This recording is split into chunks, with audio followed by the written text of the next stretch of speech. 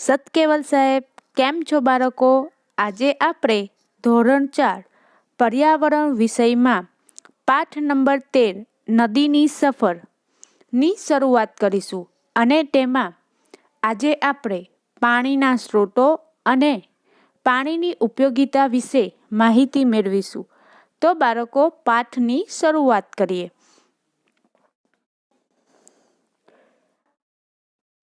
નદીની સફર. અહીં તમને એક ચિત્ર આપેલું છે. આ ચિત્રને ધ્યાનપૂર્વક જોઈ નીચે આપેલા શબ્દો વાંચો. હોડી, વહેતું પાણી, વાદળા, માછલી, જલીય વનસ્પતિઓ, નદી, મોટું જહાજ, તેલ, નદી કિનારો, દુર્ગંધ, ફેક્ટરીઓ, કપડાં ધોવા, પ્રાણીઓ, બીજા કામ, બદલાવ, શહેર. ચિત્ર અને શબ્દોનો ઉપયોગ કરી વાર્તા બનાવો. તમારી વાર્તાને શીર્ષક પણ આપો. તો બાળકો, આ ચિત્ર જોઈને આપણે વાર્તા બનાવવાની છે. તો પર્વતમાંથી નીકળતી એક સુંદર નદી હતી. તે નદીનું પાણી વહેતું હોવાથી એકદમ શુદ્ધ હતું. પર્વતની નજીક ઘણા બધા વૃક્ષો જોવા મળતા હતા. વાદળો ચોમાસામાં સમયસર વરસાદ આપતા હતા. નદી જેમ જેમ આગળ વહે છે, ત્યાં નદી કિનારા નજીક એક ગામ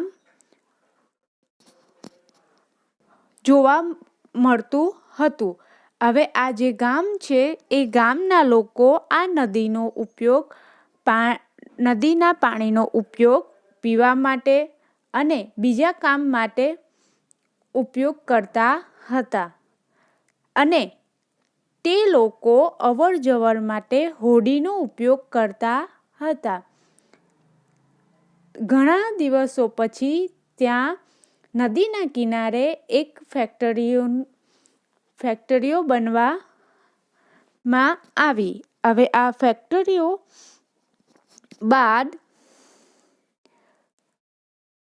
એક નદીના કિનારે એક શહેર પણ વસ્યું હતું. હવે આ ફેક્ટરીઓમાં માલ સામાન લાવવા માટે જહાજનો ઉપયોગ કરવામાં આવતો હતો. જહાજ દ્વારા ફેક્ટરીઓમાં તેલ અને રસાયણો લાવવામાં આવતા હતા. તો આ તેલ અને રસાયણો લાવવાથી નદીમાં તે ઢોળાઈ જતા હતા અને પાણી તેનું અશુદ્ધ થતું હતું. તેવી જ રીતના ગામના લોકો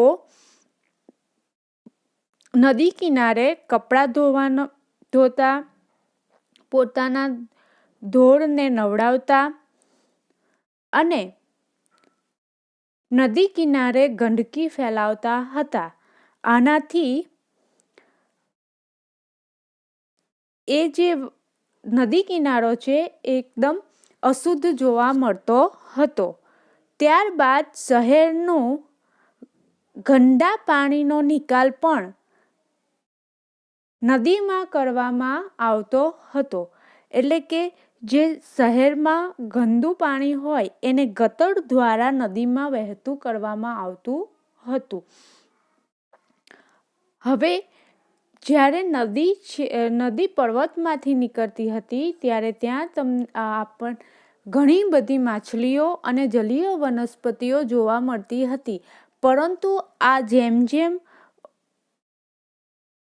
શહેરનું ગંદુ પાણી, ફેક્ટરીઓનો ગંદા પાણીનો નિકાલ નદીમાં થતો ગયો, ત્યાં એ પાણી અશુદ્ધ હોવાથી ત્યાં આપણને માછલી જોવા મળતી નથી. એટલે કે આ માછલીઓ અને જલીય વનસ્પતિઓને નુકસાન થવા લાગ્યું.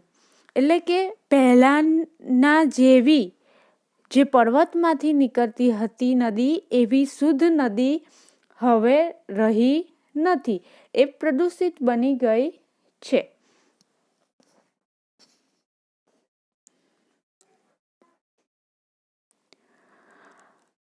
હવે જુઓ બાળકો, ફરીથી ચિત્રો જુઓ અને આપેલા પ્રશ્નોના જવાબ આપો. નદી જ્યાંથી શરૂ થાય છે ત્યાં પાણીનો રંગ કેવો છે? તો નદી જ્યાંથી શરૂ થાય છે ત્યાં પાણીનો રંગ સ્વચ્છ અને રંગહીન છે. નદીમાં ક્યાંક ખૂબ જ માછલીઓ છે તો ક્યાંક ઓછી અને કેટલીક જગ્યાએ મરેલી માછલીઓ પણ છે. આ માટે શું કારણ હોઈ શકે? ચર્ચા કરો. તો જ્યાં નદી કિનારે લોકો રહેતા ન હોય ત્યાં પાણી એકદમ ચોખ્ખું હોય. હવે ચોખ્ખું પાણી હોય એના લીધે ત્યાં માછલીઓ વધારે જોવા મળે છે. પરંતુ જ્યાં લોકો રહેતા હોય છે ત્યાં નદીમાં ગંદુ પાણી જતું હોવાથી એ ભાગમાં તમને માછલીઓ આપણને ઓછી જોવા મળે છે.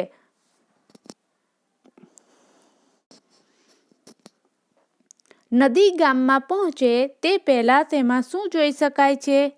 તો નદી ગામમાં પહોંચે તે પહેલાં નદીનું પાણી સ્વચ્છ હોય છે, એટલે કે ચોખ્ખું હોય છે અને તેમાં ઘણી બધી માછલીઓ જોવા મળે છે. કઈ જગ્યાએ નદીના પાણીનો રંગ બદલાઈ ગયો? આવું કેમ બન્યું? ચર્ચા કરો. તો નદી શહેરમાંથી પસાર થતી હોય ત્યારે શું થાય છે કે ફેક્ટરીઓના ગંદા પાણીનો નિકાલ તેમજ ફેક્ટરીઓમાં જે માલ સામાન લાવવામાં જહાજનો ઉપયોગ થાય છે તો તેના દ્વારા રસાયણો અને તેલ નદીમાં ઢોળાવાથી પ્લસ જે શહેર હોય એ શહેરમાંથી ગંદા પાણીનો નિકાલ પણ ગટરો દ્વારા નદીમાં થતો હોવાથી પાણીનો રંગ બદલાઈ ગયો છે. ચિત્રમાં આપેલી કઈ જગ્યાએ તમે રહેવાનું પસંદ કરશો? શા માટે? તો ચિત્રમાં આવેલા ગામની શરૂઆત થાય છે ત્યાં હું રહેવાનું પસંદ કરીશ. એટલે કે જ્યાંથી ગામ શરૂ થાય છે ત્યાં રહેવાનું પસંદ કરીશ. કેમ? કારણ કે ત્યાં પાણી ચોખ્ખું મળી રહે છે. ચિત્રમાં જોયેલી કઈ વસ્તુ તમે બદલવા માંગો છો? શા માટે અને કેવી રીતે? તો હું નદીમાં જે લોકો દ્વારા અને ફેક્ટરીઓ દ્વારા કચરો નદીમાં ન નખાય તે બદલવા માંગુ છું. અથવા તો નદીને શું કરવા માંગુ છું કે જે કચરો છે નદીમાં તેને સાફ કરવા માંગુ છું, જેથી એ પાણી ચોખ્ખું રહે અને લોકો તેનો ઉપયોગ કરી શકે. નદીને સ્વચ્છ રાખવા માટે શું કરી શકાય? ચર્ચા કરો. તો નદીને સ્વચ્છ રાખવા માટે તેમાં કપડાં ધોવા ન જોઈએ, નદીના કિનારે શૌચક્રિયા ન કરવી જોઈએ, નદીમાં ગટરનું પાણી કે કચરો ઠાલવવો ન જોઈએ, ફેક્ટરી કે કારખાનાનું રસાયણોવાળું દૂષિત પાણી જળાશયોમાં ન જાય, એટલે કે નદીમાં ન જાય તેનું ધ્યાન રાખવું જોઈએ. ત્યારબાદ ઢોર-ધાકળને, એટલે કે ઢોર હોય, પાલતુ પ્રાણીઓ હોય તેમને નદીમાં નવડાવવા ન જોઈએ, વાસણ માંજવા ન જોઈએ. જો આ બધી તકેદારી રાખવામાં આવે તો નદી સ્વચ્છ રહે છે.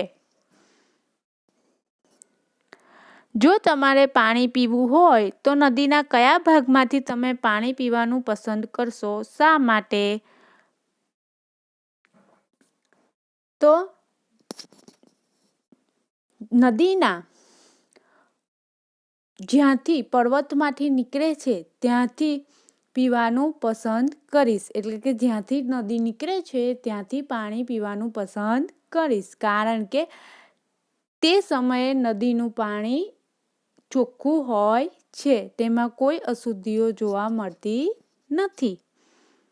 ચિત્રના છેલ્લા ભાગમાં નદી દરિયાને મળે છે. શું તમે ક્યારેય દરિયો જોયો છે? ક્યાં? ફિલ્મમાં કે કોઈ બીજી જગ્યાએ? તો બાળકો, આ પ્રશ્નનો જવાબ તમારે લખવાનો છે. જો તમે જોયો હોય તો લખવાનું કે હા, મેં દરિયો જોયો છે. તો તમે કઈ પ્રવાસે ગયા હોય સોમનાથ મંદિરે, તો ત્યાં સોમનાથના મંદિર પાસે પણ દરિયો જોવા મળે છે. આપણે ભરૂચ જિલ્લા પાસે દહેજ આવેલું છે, ત્યાં જોવા મળે છે. ખંભાતમાં પણ તમને દરિયો જોવા મળે છે.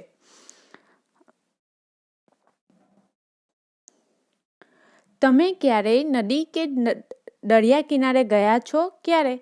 મેં તમને કીધું ને, અત્યારે મેં તમને વાત કરી કે સોમનાથ ગયા હોય તો સોમનાથના મંદિર પાસે પણ દરિયા કિનારો જોવા મળે છે. તો શહેર પાસેથી જ્યારે પસાર થતા હોય ત્યારે આપણને રિવરફ્રન્ટ જોવા મળતા હોય છે. તો પછી આપણે નારેશ્વર જઈએ તો ત્યાં નર્મદા નદી જોવા મળતી હોય છે. એ નદી કિનારો આવી જાય. આપણે જાણીએ છીએ કે વેરા ખાડી જાઓ છો તો ત્યાં તમને મહીસાગર નદી જોવા મળે છે. તો એ નદી કિનારો જોવા મળે છે. બરાબર? તો તમે ગયા હોય તો તમારે અહીંયા લખવાનું રહેશે. દરિયામાં મોજા કેવી રીતે ઉછળે છે તે તમારા હાથથી બતાવો અને દોરો. તો દરિયાના મોજા ઉપર નીચે ઉછળે છે તે હાથથી બતાવવાના છે, હાથ દ્વારા દર્શાવવાના છે. દરિયાનું પાણી પીવાલાયક હોય છે. કેમ? તો દરિયાનું પાણી પીવાલાયક હોતું નથી, કારણ કે તે ખૂબ જ ખારું હોય છે અને તેમાં રેતી અને ઘણા પ્રકારના ક્ષાર મળેલા હોય છે. શું તમે વિચારો છો કે વર્ષમાં અલગ અલગ સમયે નદી, તળાવ અથવા ઝરણામાં બદલાવ આવતા જાય છે? આ બદલાવ કેવા પ્રકારના હોઈ શકે છે? ચર્ચા કરો. તો શું થાય છે કે આપણને જુદા જુદા સમયે નદી, તળાવ અને ઝરણામાં બદલાવ જોવા મળે છે. કેમ? કારણ કે ચોમાસામાં જ્યારે વરસાદ પડે છે ત્યારે પાણીનું સ્તર વધી જાય છે. એટલે કે નદી, તળાવ અને ઝરણામાં ખૂબ જ પાણી જોવા મળે, છલકાઈ જતા હોય એ ટાઈપનું જોવા મળે છે આપણને. તળાવ, આપણા ગામમાં રહેતા હોય તો ગામમાં તળાવ હોય તો એ વરસાદ ચોમાસાની ઋતુ હોય ત્યારે વરસાદ પડવાથી એ તળાવ છલકાઈ જતું હોય એવું જોવા મળે છે. પરંતુ જ્યારે શિયાળાની ઋતુ આવે તો તેમાં પાણી ઓછું થતું જાય છે અને ઉનાળામાં તો તમને એનું પાણી એકદમ ઓછું થતું જોવા મળે છે. કોઈક વાર તો એવું બને છે કે તળાવમાં પાણી જ નથી હોતું, ઝરણા પણ સુકાઈ ગયેલા જોવા મળે છે. અને કેટલીક વાર એવું બને કે ચોમાસામાં વધુ વરસાદ પડે ત્યારે શું થાય કે નદીમાં પૂર આવે અને આજુબાજુના વિસ્તાર હોય એમાં પાણી જતું રહેતું હોય છે, એટલે ફરી વળતું હોય છે, જોવા મળતું હોય છે. અને એના કારણે શું થાય કે જે આજુબાજુનો વિસ્તાર હોય ને એમાં ખેતી હોય તો એ ખેતીને નુકસાન પણ કરતું હોય છે. ચોમાસામાં તળાવ અને નદીઓમાં જેટલું પાણી હોય છે તેટલું ઉનાળાના દિવસોમાં પણ હોય છે? તો ના. ચોમાસામાં વરસાદના કારણે તળાવ અને આપણે નદીમાં પાણી જોવા મળે છે વધારે, પરંતુ ઉનાળામાં હોતું નથી, કારણ કે ઉનાળામાં ગરમી પડતી હોવાને કારણે તે પાણીમાં જે પાણી હોય છે એમાં ઘટાડો જોવા મળે છે. હવે જુઓ બાળકો, તમારા ગામ કે શહેરની નજીક નદી, તળાવ કે ખાબોચિયાની જાણકારી મેળવો. ઉનાળા, શિયાળા અને ચોમાસા દરમિયાન તેમના પાણીમાં કોઈ ફેરફાર જોવા મળે છે? તો હા. શું થાય છે? તમારે આ પ્રશ્નોના જવાબ તમારી જાતે લખવાના છે. તો પણ હું તમને જણાવું છું કે કેવી રીતના લખવાના રહેશે.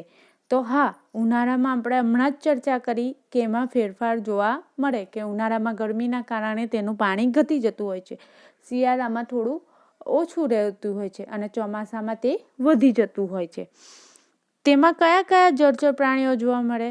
તો તેમાં આપણને માછલીઓ જોવા મળે, દેડકા જોવા મળે અને કાચબા જોવા મળતા હોય છે. અને ઘણીવાર સાપ જોવા મળતા હોય છે. તો આવા જળચર પ્રાણીઓ જોવા મળે છે. અને જો ગામની નજીક નદી વહેતી હોય તો આપણને મગર પણ જોવા મળતા હોય છે.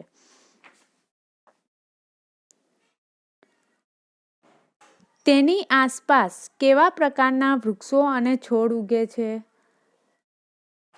તો નદી, તળાવ અને ખાબોચિયાની આસપાસ આપણને શું જોવા મળે? ઘાસ, છોડ કે ઝાડી જોવા મળતી હોય છે. અને નદીની આસપાસ કે તળાવની આસપાસ વૃક્ષો પણ ઉગેલા હોય છે.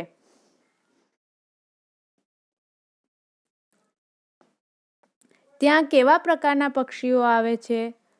તો ત્યાં બતક, બગલો જેવા પક્ષીઓ, જળચર પક્ષીઓ જોવા મળતા હોય છે.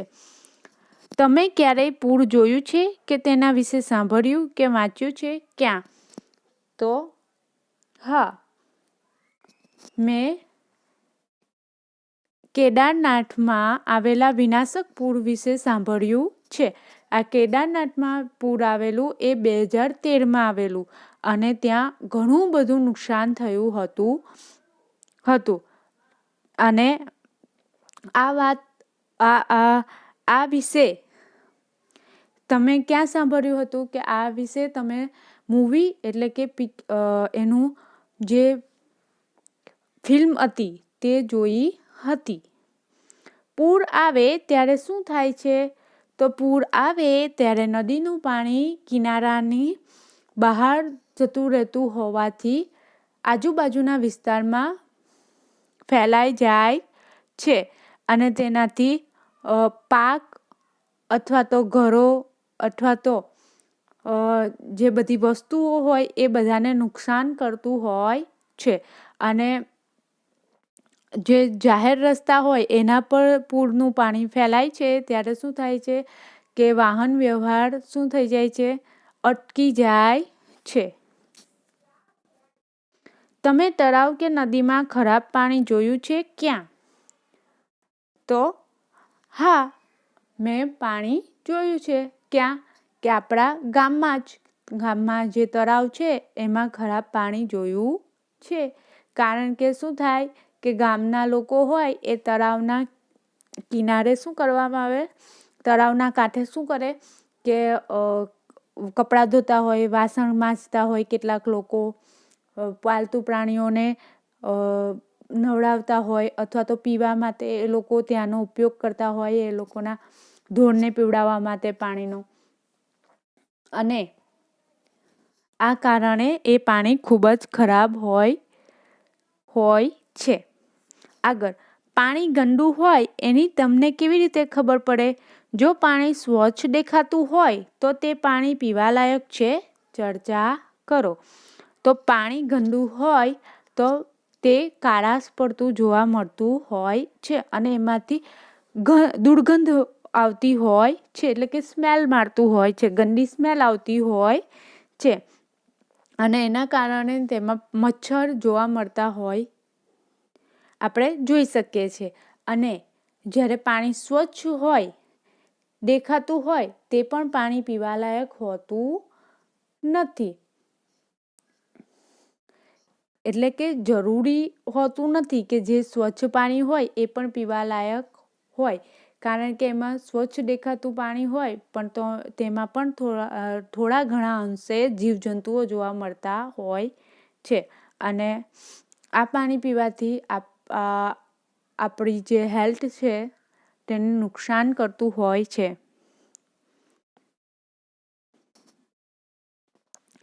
તમે ચિત્રમાં જોયું કે જ્યારે નદી ગામડા કે શહેરોની નજીકથી વહેતી હોય ત્યારે લોકો નદીના પાણીનો જુદી જુદી રીતે ઉપયોગ કરે છે. જેમ કે કપડાં ધોવામાં, પ્રાણીઓને નવડાવવા અને વાસણો સાફ કરવામાં. આના કારણે નદી પહેલાં જેવી રહી નથી. આમાંની કેટલીક પ્રવૃત્તિઓ પાણીને ગંદુ બનાવે છે. નદીમાં વહેતું પાણી ઘણી જગ્યાએથી પસાર થાય છે એટલે બદલાય છે. તળાવ અને મોટા ખાબોચિયામાં પણ પાણી આવા કારણથી ગંદુ થઈ શકે છે. આપણે આગળ હમણાં જ વાત કરી કે આના કારણે પણ પાણી ગંદુ રહેતું હોય છે. તમે પીવાનું પાણી ક્યાંથી મેળવો છો? નદીમાં કે તળાવમાંથી? શું તમને લાગે છે કે તમારી નદી અથવા તળાવનું પાણી ચિત્રમાંની નદીના પાણીની જેમ ગંદુ હશે? તો આપણે જે પાણી પીવાનું મેળવીએ છીએ એ નદીમાંથી પાઇપ દ્વારા જે ગામની ટાંકી હોય ત્યાં સુધી આવતું હોય છે. એટલે અને એ પાણી શું કરવામાં આવે છે? શુદ્ધ થઈને, એટલે કે જે અશુદ્ધ હોય એને શુદ્ધ થઈને આપણા ઘર સુધી આવે છે.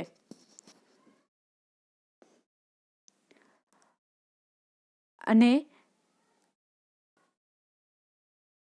આપણે જે પાણી મેળવીએ છીએ એ નદીનું હોય છે અને તે તે નહેર દ્વારા મોટા ફિલ્ટર પ્લાન્ટમાં જાય છે અને પછી ત્યાંથી શુદ્ધ થઈને પાઇપ દ્વારા ઘર સુધી આવતું હોય છે.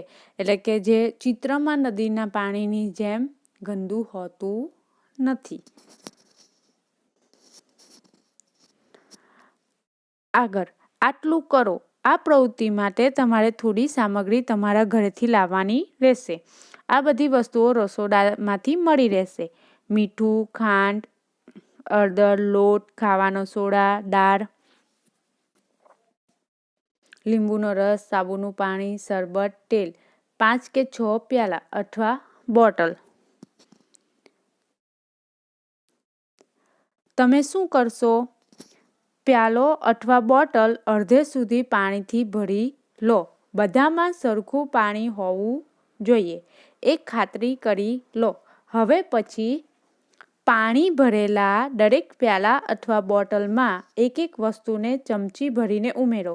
ઉદાહરણ તરીકે પ્રથમ પ્યાલામાં હળદર, બીજામાં તેલ, ત્રીજામાં સોડા. તેને ચમચીથી હલાવી અને જુઓ શું થાય છે. તમારા અવલોકનો કોષ્ટકમાં લખો. આ પ્રવૃત્તિ કરવાની છે કે આપણને જે બધી વસ્તુઓ કીધી છે, મીઠું, ખાંડ, હળદર, લોટ, ખાવાનો સોડા, દાળ, દરેક અડધી ચમચી લેવાની.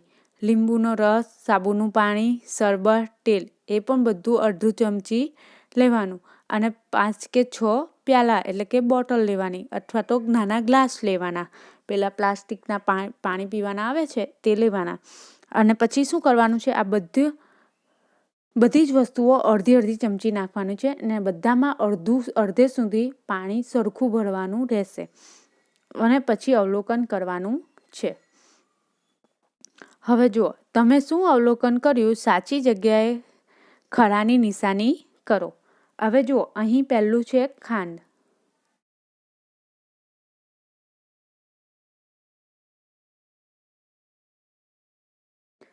તો પાણીમાં ઓગળી જાય છે? તો હા. પાણીનો રંગ બદલાતો નથી? તો હા. પણ પાણીમાં ઓગળતી નથી કેમ કે ઓલરેડી પાણીમાં ઓગળી ગઈ છે. પાણીનો રંગ બદલાય છે? પાણીનો રંગ બદલાતો નથી. જો ખાંડ પાણીમાં ઓગળી જાય તો પાણીનો રંગ બદલાતો નથી. ત્યારબાદ છે મીઠું. તો મીઠું પણ શું થાય? પાણીમાં ઓગળી જાય. પાણીનો રંગ બદલાય છે? ના, પાણીનો રંગ બદલાતો નથી. ત્યારબાદ છે લીંબુનો રસ. એ પણ શું થઈ જાય? પાણીમાં ઓગળી જાય છે અને પાણીનો રંગ બદલાતો નથી. ત્યારબાદ છે હળદર. હળદર પણ શું થાય? પાણીમાં ઓગળી જાય અને પાણીનો શું થશે? હવે પાણીનો રંગ બદલાય છે કે પાણીનો રંગ બદલાતો નથી? પણ જ્યારે આપણે હળદર પાણીમાં નાખીએ છીએ તો હળદર એ પીળા રંગની હોય છે એટલે પાણીનો રંગ બદલાઈ જાય છે. ત્યારબાદ છે સાબુનું પાણી. સાબુનું પાણી એ પણ પાણીમાં ઓગળી જાય અને એનાથી પણ પાણીનો રંગ બદલાઈ જાય છે. ત્યારબાદ છે લોટ.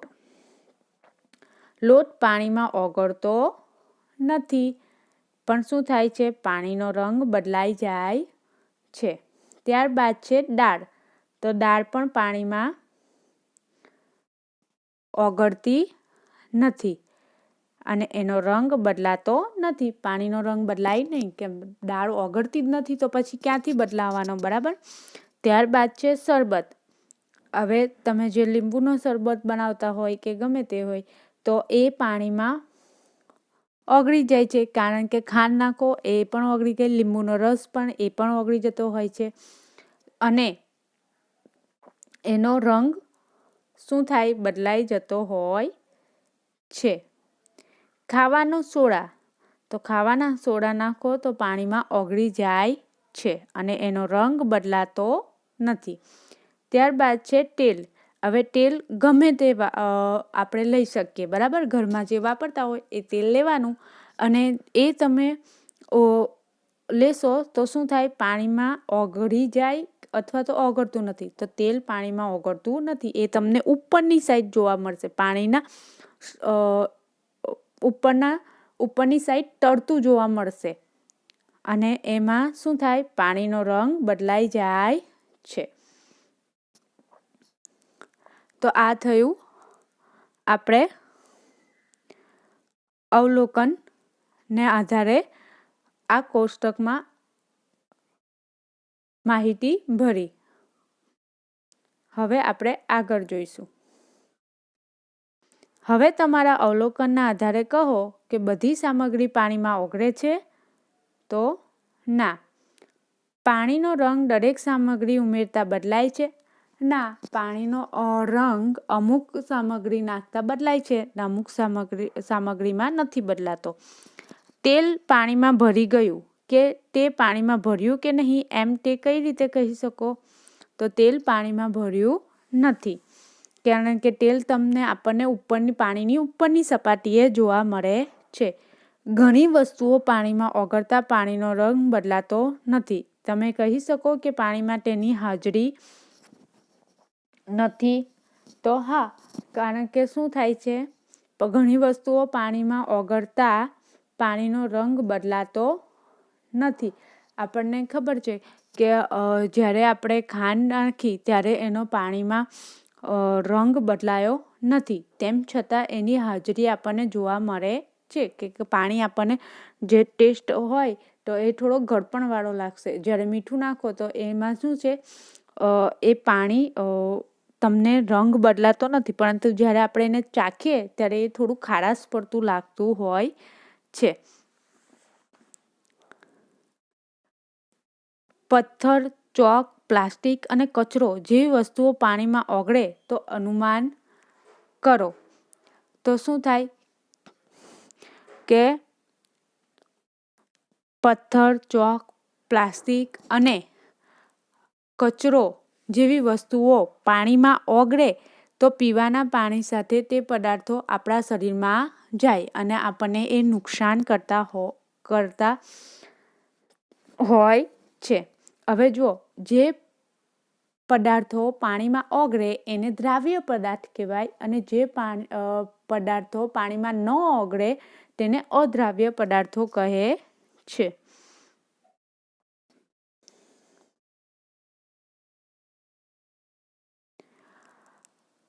બધી વસ્તુઓ સરળતાથી પાણીમાં ઓગળે, તેમાંની ઘણી વસ્તુઓ જેવી કે પથ્થર, પ્લાસ્ટિક, ચોક, કચરો વગેરે ઓગળે તો શું થાય?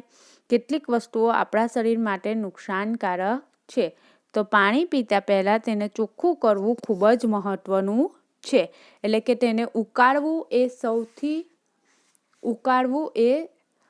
સૌથી સારો ઉપાય છે. એટલે કે જ્યારે પણ તમે પાણી આવતું હોય, એ પાણી આપણા ઘરે હોય, એ પાણીને ઉકાળીને પીવો તો એ વધારે સરળતા ભર્યું છે અને ચોખ્ખું છે. જો કોઈ કારણથી એવું ના થઈ શકે તો તમે કોઈ બીજા ઉપાયો વિચારી શકો. તમારા ઘરમાં પીવાનું પાણી કેવી રીતે ચોખ્ખું કરવામાં આવે છે? તમારા ઘેર જે પાણી આવતું હોય તો બને ત્યાં સુધી બાળકો, હવે તો શું છે કે આપણા ઘરમાં એક્વાગાર્ડ જોવા મળે છે, તો એનાથી પાણી ચોખ્ખું કરવામાં આવે છે. ઘરે પાણીને ચોખ્ખું કરવાના જુદા જુદા ઉપાયો જાણી લાવો. તો આપણે ઘરે પાણીને ચોખ્ખું કરવા માટે ઉકાળીને, ગાળીને, પછી ક્લોરીનની ગોળી આવતી હોય છે એ નાખીને પણ પાણી ચોખ્ખું કરવામાં આવે. એક્વાગાર્ડમાં પણ પાણી ચોખ્ખું કરવામાં આવતું હોય છે. પાણી ચોખ્ખું કરવાના કોઈ પણ 2 ઉપાયોના ચિત્ર દોરો અને લખો. તો અહીં તમારે 2 ચિત્રો દોરવાના છે. એક એક્વાગાર્ડનું દોરી દેવાનું અથવા તો ગારણ પદ્ધતિનું દોરી દેવાનું અને એક ઉકાળવાનું.